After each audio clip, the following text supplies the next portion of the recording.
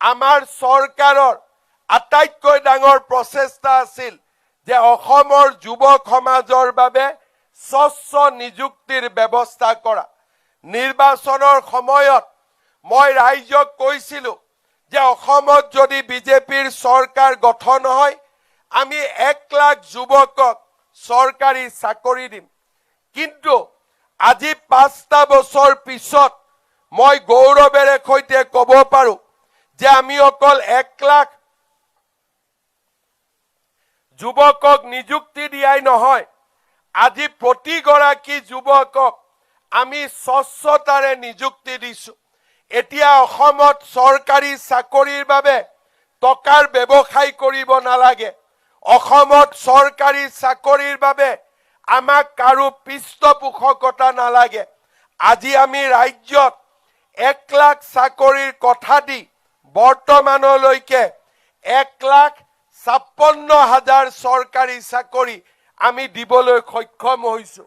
মই বিশ্বাস কৰোঁ যে ফেব্ৰুৱাৰী মাহৰ ভিতৰত আৰু কেইবা হাজাৰো যুৱক যুৱতীয়ে নতুনকৈ চৰকাৰী চাকৰি লাভ কৰিব। শ্ৰদ্ধাৰ ৰাইজ, চৰকাৰী চাকৰিৰ লগে লগে মুখ্যমন্ত্ৰীৰ আত্মনিৰ্ভৰ অসম এই আঁচনিৰ জৰিয়তে অসমৰ যুৱক সমাজৰ উদ্যমিতাক আমি আগুৱাই লৈ যাবলৈ প্ৰয়াস কৰিছো। অহা ফেব্ৰুৱাৰী মাহত প্ৰায় 1 লাখ যুৱকে চৰকাৰৰ পৰা উদ্যমিতাৰ বাবে 1 লাখৰ পৰা 2 লাখ আৰু 5 লাখ পৰ্যন্ত বিনা বেংকৰ জৰিয়তে প্ৰত্যক্ষভাৱে অনুদান লাভ কৰিব। অসমৰ যুৱক সমাজৰ মাজত ষ্টাৰ্টআপ বা ইনোভেশ্যন আগুৱাই লৈ যাবলৈ আমি অসমৰ বিশ্ববিদ্যালয়সমূহত ষ্টাৰ্টআপ আৰু ইনোভেশ্যন লেব প্ৰতিষ্ঠা কৰাৰ বাবেও আমি সিদ্ধান্ত লৈছো।